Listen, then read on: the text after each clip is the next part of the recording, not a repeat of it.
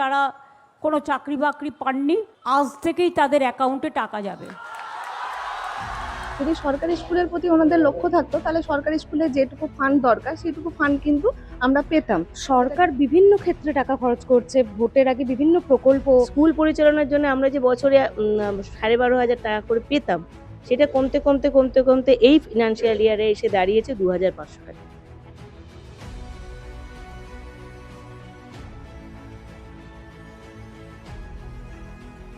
স্কুলে বাচ্চা কমছে এবং শিক্ষার অ্যাকচুয়াল বেসরকারিকরণের দিকে সরকার এগোচ্ছে। রাজ্যে প্রায় 8,000 স্কুল বন্ধের মুখে। স্কুল ছুটের সংখ্যা প্রতিনিয়ত বেড়েই চলেছে। মূলত সরকার বেসরকারিকরণের দিকে ঝুঁকে এই অভিযোগ আমরা করছি না, স্কুলের শিক্ষক শিক্ষিকারাই অনেক ক্ষেত্রে করেছেন আমরা দেখেছি। আজ সরাসরি একেবারে গ্রাউন্ড রিপোর্ট আপনাদের কাছে তুলে ধরবো। বাগবাজারের বিদ্যাবিথি প্রাইমারি স্কুলে এসেছি। এখানকার যা পরিস্থিতি স্কুলের, প্রধান শিক্ষিকা তিনি তুলে ধরলেন যে রীতিমতো 3 তলার ছাদের জল বৃষ্টি হলে একতলায় এসে পড়ে এবং অনেকগুলি ক্লাসরুম বন্ধ করে দিতে হয়েছে, কারণ স্কুলের পরিস্থিতি খুবই খারাপ, রীতিমতো চাঙড় ভেঙে পড়ছে। বিভিন্ন এমনও ক্লাসরুম রয়েছে, কোনো ক্লাসরুমের জানালা ভাঙা। প্রায় 3 থেকে 4টি ক্লাসরুম বন্ধ আমরা এক্ষুনি নিচের ফ্লোরেই আমরা অলরেডি দেখলাম। তো আমরা কথা বলবো কি পরিস্থিতি, কেন স্কুলগুলোর এই সিচুয়েশন, শিক্ষক শিক্ষিকাদের ঠিক কি অভিযোগ শুনবো আমরা। স্কুল চলছে, স্কুল বিল্ডিং দেখছি প্রাচীন বিল্ডিং, আমাদের বিল্ডিং এর মেনটেনেন্সের অভাব খুবই। ঘরগুলো ভেঙে পড়ছে। আমরা দীর্ঘদিন বলতে কি 2015 সাল থেকে আমরা কাউন্সিলের কাছে অ্যাপ্লিকেশন করে আসছি ঘরগুলো রিপেয়ার করার জন্য। কোনো রকম সাড়া এখনো পাইনি। সবচেয়ে বড় যেটা আমাদের মাইনাস পয়েন্ট, সেটা যে একদম বাচ্চাদের স্কুল, আমাদের কোনো এন্ট্রেন্সের গেট নেই, কোনো মেন গেট নেই, এবং এই পোর্শনটাকে আমরা ঘিরতে বলেছিলাম। এই পোর্শনটাকে ঘিরে দিলে অন্তত বাচ্চারা যাতে বেরিয়ে রাস্তায় না যায়, মানে বেরোলেই রাস্তা। একটা বাচ্চাদের সেফটির দিকের জন্য আমরা 2015 সাল থেকে কাউন্সিলকে জানিয়ে আসছি, কিন্তু এখনো পর্যন্ত আমরা কোনো রেজাল্ট পাইনি। তার মধ্যে আমাদের এই বিল্ডিং তো মেনটেনেন্স না করলে অসুবিধা হয়। 3 তলার ছাদ ফুটো হয়ে 1 তলার ঘরে জল পড়ে ঘরগুলো ড্যামেজ হচ্ছে। মানে গত বর্ষাতেই হয়েছে, একদম পুরো পাকা লাইট ফাইট সব নষ্ট হয়ে গেছে। ওইদিকে আমার একটা সম্পদ কক্ষ চলতো, মানে সম্পদ কক্ষ দ্যাট মিনস আপনার ডিসেবল চাইল্ডদের একটা রিসোর্স সেন্টার। সেইটার কন্ডিশনটা এতটাই খারাপ হয়ে গেছে, ঘরটা ভেঙে পড়েছে। সর্বশিক্ষার ইঞ্জিনিয়ার দেখে ঘরটাকে বন্ধ করে গেছেন প্রায় 1 বছর হলো, কোনো মেনটেনেন্স নেই।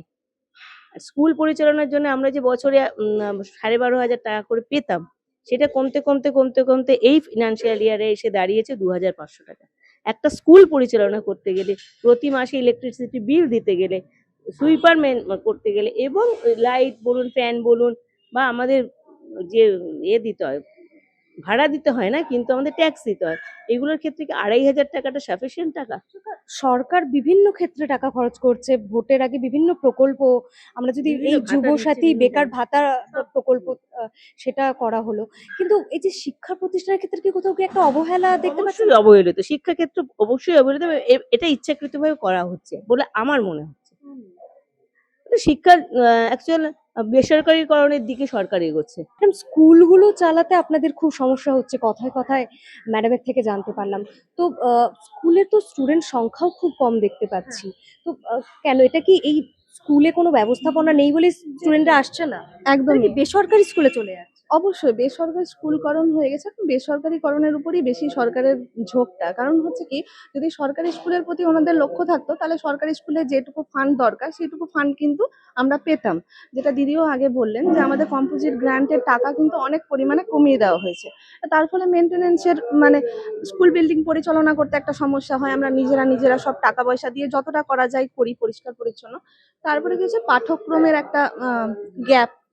ক্লাস 1-2 যেরকম ইংরেজিটা থাকে, 3 বা 4 কিন্তু ইংরেজিটা আলাদা রকম, মানে একটু মানে টাফ ওদের পক্ষে, মানে কোপ আপ করা খুব অসুবিধে হয়ে যায় বলে মনে করি। কারণ আপনারা যদি দেখেন আমাদের পাঠ্যক্রমগুলো, তাহলে বুঝতে পারবেন একটা সরকার, একটা আমরা যখন ছোটবেলায় পড়েছি, বা আমরা যখন প্রথমে চাকরি মানে পড়াতে এসেছি, 2000 সালে আমার অ্যাপয়েন্টমেন্ট, 2000 সালে যখন আমরা পড়াতে এসেছি, তখন আমাদের সিলেবাসটা অন্যরকম ছিল। একটা বাচ্চা ছোটবেলা থেকে সে তার ইতিহাস জানতো, দেশের ভূগোল জানতো। কিন্তু এখন আপনি দেখবেন আমার একটা বই, আমার বইটার সঙ্গে আপনি আপনি যদি নিজে ক্লাস নিতে চান আপনি নিজে কোনো ইন্টারেস্ট পাবেন না। বাচ্চা কিছুই নেই, মানে আমার ছেলে ইতিহাস জানছে না, আমার বাচ্চা ভূগোল জানছে না, আমার বাচ্চা বিজ্ঞান জানছে না, সবটাই হচ্ছে তাদের মন গড়া। যে ধরুন বলছে যে একটা রাজমিস্ত্রি একটা বাড়ি তৈরি করছে, তার জন্য একটি ছেলে আমাকে গল্প বললো যে ও ইট এনেছে, ও বালি এনেছে, ও সুরকি এনেছে। এই যে কনসেপ্টটা, হ্যাঁ, রাজমিস্ত্রি কিভাবে বাড়ি তৈরি করে বা কিছু, এই কনসেপ্টটা তো আমরা অন্যভাবে বাচ্চাদের পড়িয়ে এসেছি। তো এখন হচ্ছে সবটাই গল্পের আকারে এবং জাস্ট তার মধ্যে কোনো জিস্ট নেই।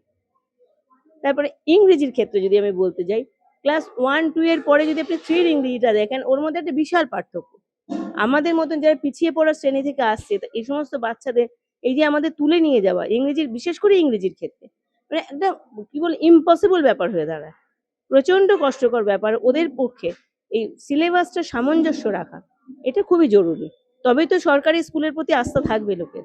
এবার দেখুন অন্যান্য ক্ষেত্রে যেরকম আমাদের সেফটির কথা বলছে দিদি, যে একটা গেট নেই, স্কুলে তো একটা গেট থাকবে, নাহলে ছোট বাচ্চারা যে কোনো সময় বাইরে বেরিয়ে যেতে পারে বা কোনো একটা অ্যাক্সিডেন্ট ঘটেই যেতে পারে। তো এই সব ঝামেলাগুলো তো চলছেই, তার ফলে কিন্তু স্কুলে বাচ্চা কমছে এবং এটা আমাদের উপর প্রেশার আসে যে বাচ্চা কেন নেই বা কেন আসছে না। এবার অনেক স্কুল অলিতে গলিতে গজিয়ে গেছে, এবার বাচ্চারা তো একটা জায়গা থেকেই আসছে।